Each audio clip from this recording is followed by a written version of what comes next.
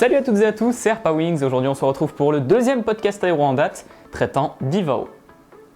L'Organisation de l'Aviation Virtuelle Internationale, ou IVAO en abrégé anglais, est un réseau qui est né en 1990 et qui compte aujourd'hui près de 170 000 membres. Il s'agit d'un réseau permettant à n'importe qui de piloter sur le simulateur de son choix en étant contrôlé ou d'être contrôleur aérien. Chaque pays possède sa propre division et chaque division possède son propre site internet. Sur ces sites internet, vous trouverez 3 logiciels essentiels pour l'exécution d'IVAO: IVAP, XIVAP et IVAC. Le premier permet d'établir le lien entre votre simulateur et IVAO, que ce soit IVAP avec Flight Simulator, P3D, etc. ou XIVAP avec X-Plane. Et le deuxième, IVAC, permet de faire le lien entre votre ordinateur et le réseau IVAO quand vous êtes contrôleur aérien. C'est l'intermédiaire pour pouvoir contrôler sur votre ordinateur. D'autres logiciels ou sites importants sont également disponibles sur ces sites internet, en particulier TeamSpeak 2 qui vous permet de discuter avec les contrôleurs ou les pilotes, la WebEye qui vous permet de voir quels sont les pilotes ou les contrôleurs actifs en ce moment, et IVAI qui est un logiciel qui vous permet de faire le lien entre votre simulateur et IVAC. Vous pouvez être en contrôle aérien d'un côté sur un écran avec IVAC, tout en regardant l'évolution des avions sur le sol de la plateforme de votre aéroport sur Flight Simulator, et IVAI s'occupe de faire le lien entre IVAP et IVAC. Lors de votre inscription, vous devrez vous inscrire avec votre vrai nom, en indiquant le pays duquel vous êtes originaire et la division à laquelle vous voulez vous rattacher. Il faut bien faire la différence entre le pays duquel vous êtes originaire et votre division. Le pays duquel vous êtes originaire, c'est celui où vous habitez. C'est pour permettre de prendre en compte les décalages horaires, etc. en ce qui concerne l'organisation d'IVAO. Et la division à laquelle vous voulez vous rattacher, c'est la division qui aura une responsabilité sur vous.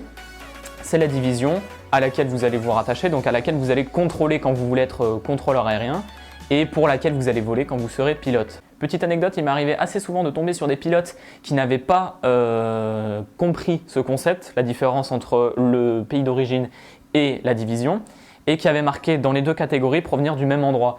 Ce qui peut poser des problèmes, puisque quand on entend quelqu'un avec un fort accent, par exemple québécois, et qu'on voit qu'il vient de, je dis n'importe quoi, de Rodez, on sent qu'il y a quelque chose qui ne va pas. Une fois inscrit, vous devrez télécharger les logiciels que vous allez utiliser, donc IVAP ou XIVAP si vous voulez être pilote, et IVAC si vous voulez être contrôleur. Vous pouvez être les deux. Autre chose, lors de votre inscription, on vous demandera si vous voulez être pilote ou contrôleur.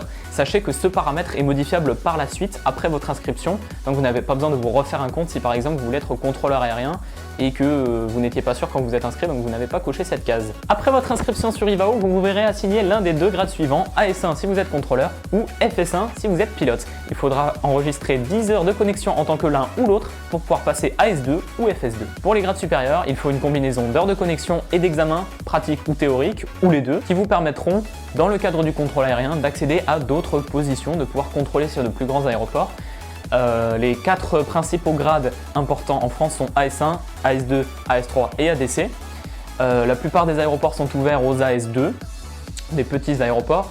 La plupart des grands aéroports en revanche sont ouverts aux AS3 et certaines approches ainsi que l'aéroport de Paris-Charles de Gaulle sont entièrement ADC. De même que les centres de contrôle qui eux sont vraiment réservés aux personnes qui ont une compétence qui a été validée par un examen pratique, puisque l'examen AS3 ne nécessite pas d'examen pratique, mais que de la théorie. Avant de vous connecter pour la première fois, et c'est très important, il faut que vous lisiez les PDF de la section Instruction d'IVAO France. Sur le site internet, vous avez un onglet qui s'appelle Section Instruction, dans lequel vous avez donc des PDF qui ont été traduits de l'anglais, et des PDF qui sont très bien construits. Ils vous expliquent toutes les bases de l'utilisation des logiciels, de la phraséologie aéronautique, des procédures, etc.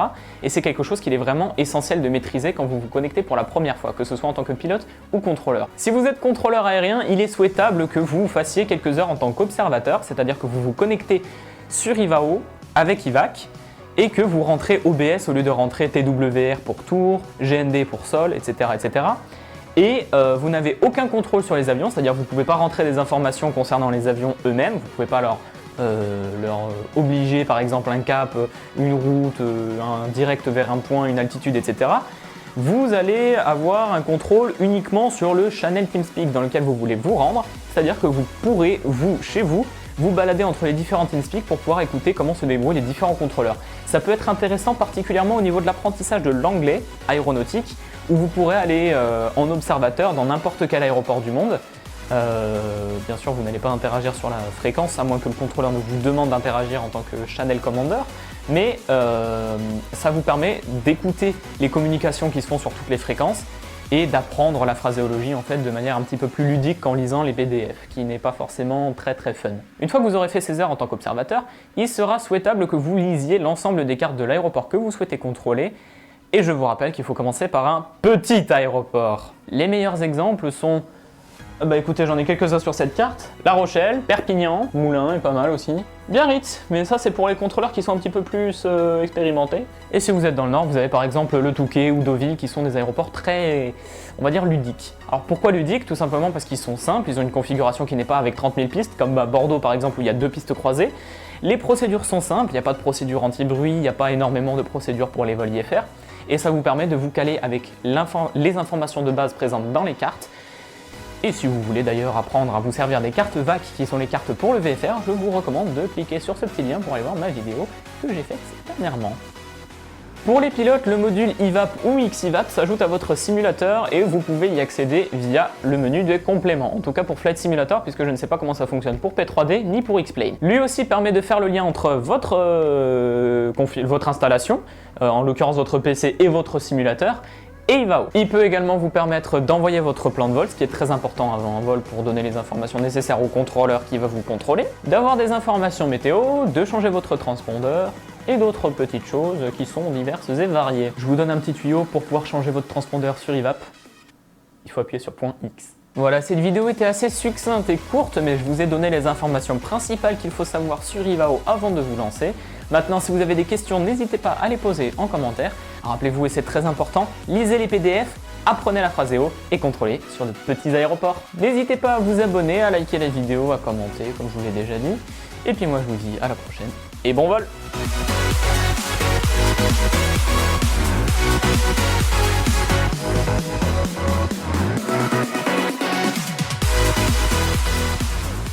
Alors un petit message supplémentaire de fin de vidéo à propos des attentats du vendredi 13 novembre 2015 à Paris. Déjà je souhaitais présenter mes condoléances à toutes les familles, tous les proches des victimes, souhaiter un bon rétablissement aux personnes qui ont survécu à ces attentats et également remercier les forces de l'ordre, le corps médical et l'armée pour le travail qu'ils ont fourni et qu'ils fournissent encore aujourd'hui.